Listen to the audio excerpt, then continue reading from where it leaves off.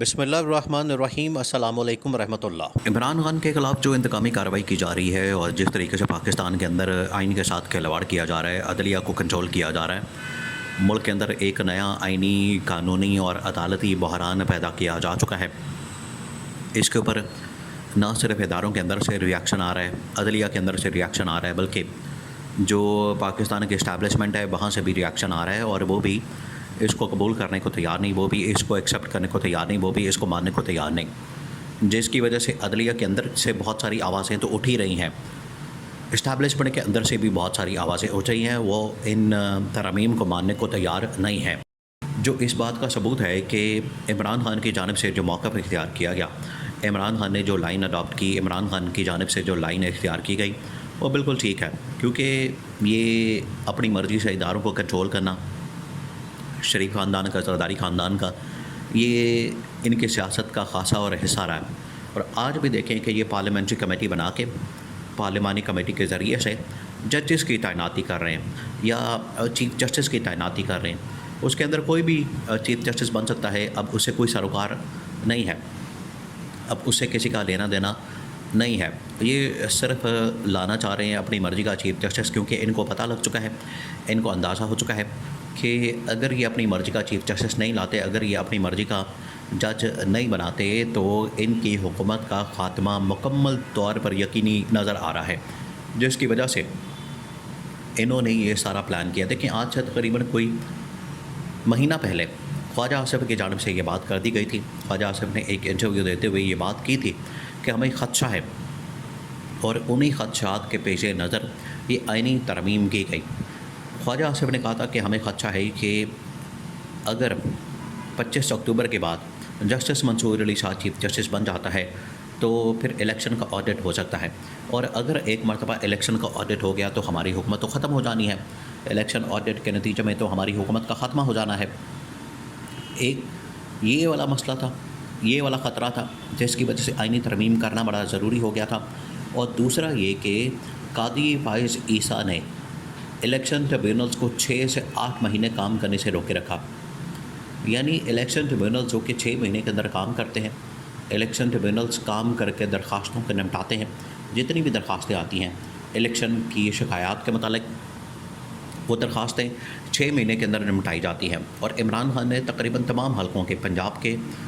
پاکستان کے، تقریباً تمام 150 کے قریب جو قومی اسمبلی کے حلقے ہیں، اور اسی طرح سے نیچے ایم پی اے کے جو حلقے ہیں، یہ تقریباً کوئی 300-400 حلقہ بن جاتا ہے جہاں پر عمران خان نے شکایتیں درج کروائی ہیں، اور زیادہ تر کا تعلق جو ہے وہ پنجاب سے بنتا ہے۔ عمران خان نے تمام حلقوں کے اندر شکایات درج کروائیں، الیکشن ٹریبیونلز کے اندر باقاعدہ طور پر شکایات درج کروائی گئیں، اور کہا گیا کہ یہ آپ نے کام کرنا ہے، یہ آپ نے معاملہ حل کرنا ہے، اور الیکشن ٹریبیونلز کو بعد میں کام ہی نہیں کرنے دیا گیا۔ الیکشن ٹریبیونلز کو کام سے روکنے کے لیے کبھی ججز کو ادھر ادھر کیا جا رہا ہے، کبھی ججز کی جعلی ڈگریوں کا کیس بنایا جا رہا ہے، کبھی ججز کو بلیک میل کیا جا رہا ہے، کبھی ججز کو ہٹایا جا رہا ہے، کبھی ججز کو لگایا جا رہا ہے۔ تو یہ سارا کچھ کیا جا رہا تھا، کس مقصد کے لیے کیا جا رہا تھا؟ تاکہ الیکشن ٹریبیونلز جو ہے وہ کام نہ کر سکیں۔ تو الیکشن ٹریبیونلز کو روکنے کے لیے جو انہوں نے حربے ہتھ کنڈے استعمال کیے، صحیح معنوں میں اس کو کہا جا سکتا ہے کہ غیر آئینی اور غیر قانونی حربے ہتھ کنڈے استعمال کرنے کے پیچھے یہ غیر آئینی اور غیر قانونی حکومت تھی، کیونکہ ان کو نظر آ رہا تھا کہ اگر الیکشن ٹریبیونلز نے کام شروع کر دیا، الیکشن ٹریبیونلز نے اپنا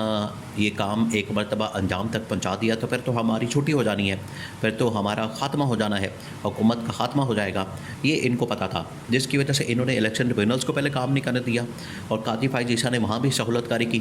بعد میں قاضی فائز عیسیٰ نے لوٹا کریسی کو پروموٹ کرنے کے لیے، لوٹا کریسی کو جائز قرار دینے کے لیے 63A کا فیصلہ کیا، جس کی وجہ سے آج یہ اس کا نتیجہ نکلا ہے۔ یہ جو آئینی ترمیم کی گئی ہے اس میں تقریباً 5-6 ووٹ پی ٹی آئی کے شامل کیے گئے، اور اسی طرح سے سینٹ کے اندر شامل کیے گئے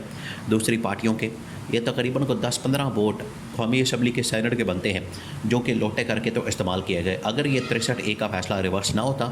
تو یہ کبھی بھی اس طرح سے لوٹے کریسی کا کلچر نہ بنتا، اور اس کی جو سہولت کاری کی ہے وہ کی ہے قاضی فائز عیسیٰ نے۔ قاضی فائز عیسیٰ نے یہ راستہ ہموار کیا، قاضی فائز عیسیٰ نے یہ راستہ کھولا، قاضی فائز عیسیٰ کی جانب سے یہ فیصلہ دیا گیا تاکہ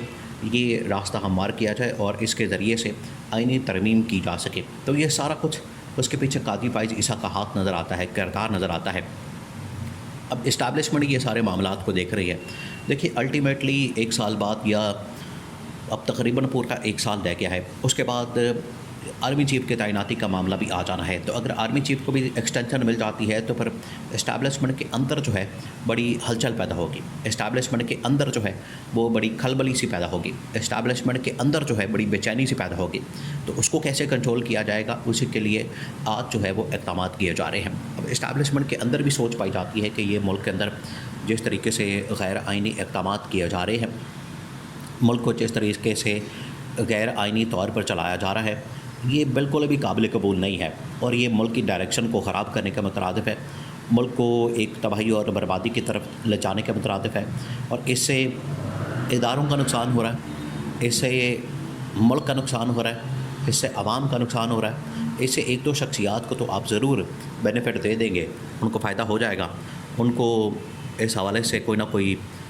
وقتی طور پر ایکسٹینشن مل جائے گی، اقتدار بچ جائے گا۔ لیکن اگر اس کو لانگ ٹرم میں دیکھا جائے، اگر اس کو ایک تو حکومت کے اندر کوئی اتنا دور اندیش آدمی ہے نہیں جو کہ دیکھ سکے دور کے معاملات کو، کیونکہ ان کو تو صرف اپنی لوٹ مار کی پڑی ہوتی ہے، پاکستان کا مفاد، عوام کا مفاد، ملک کا مفاد وہ یہ نہیں دیکھ سکتے۔ ان کے اندر اگر صلاحیت بھی ہے تو یہ دیکھیں گے نہیں، نہ ہی اس کا جائزہ لیں گے، نہ ہی اس کی جانچ پڑتال کریں گے۔ یہ صرف اور صرف اپنا فائدہ، اپنا اقتدار، اپنی حکومت اور اپنے لالچ کو دیکھتے ہیں، اس وجہ سے یہ سارا کچھ کیا جا رہا ہے۔ تو یہ عدلیہ کے بعد جو معاملہ ہے یہ جانا ہے اسٹیبلشمنٹ کی طرف۔ جس طریقے سے آج سے چند سال پہلے جنرل باجوہ کی تعیناتی کے موقع پر جب ان کو ایکسٹینشن دی جا رہی تھی، اس وقت بھی اس کو باقاعدہ ایک قانون کی شکل دی گئی تھی، بالکل اسی طریقے سے اب چیف جسٹس کی تعیناتی کو ایک قانون کی شکل دے دی گئی ہے۔ تو اس طرح سے تعیناتیوں کو قانونی شکل دینا، ایکسٹینشن کو قانونی شکل دینا، اپنی مرضی کے لوگوں کو لگانا، اپنی مرضی کے امپائر لگانا، یہ نظام کو تباہ و برباد کرنے کے مترادف ہے۔ پورے ملک کے اندر نظریں لگی ہوئی تھیں۔ اب جس طریقے سے آرمی چیف کی تعیناتی کے اوپر مہینہ 2 مہینے مہینوں پہلے جو ہے بحث شروع ہو جاتی ہے، بالکل اسی طریقے سے اب چیف جسٹس کی تعیناتی کے اوپر بھی مہینوں پہلے بحث شروع ہو جایا کرے گی کہ کون آ رہا ہے چیف جسٹس، کس کو لگایا جائے گا، اس کی لاپنگ شروع کر دی جائے گی، اس کے لیے پہلے سے معاملات سیٹ کیے جائیں گے، پہلے سے چیزوں کو سیٹ کیا جائے گا، پہلے سے اس کے لیے سیٹنگ کی جائے گی، پہلے سے ہی اس کے لیے PR بنائی جائے گی، اس کے لیے معاملات ٹھیک کیے جائیں گے۔ تو یہ پہلے سے سارا معاملہ کیا جائے گا۔ تو اس سے آپ اندازہ کر سکتے ہیں کہ پاکستان کے نظام کو کس طریقے سے ٹھیس پہنچایا گیا ہے، اور آئینی ترامیم کو نہ صرف عدلیہ کی جانب سے ریجیکٹ کیا گیا، بلکہ آئینی ترامیم کو اسٹیبلشمنٹ کے اندر بیٹھے ہوئے لوگوں نے بھی سختی کے ساتھ ریجیکٹ کیا ہے۔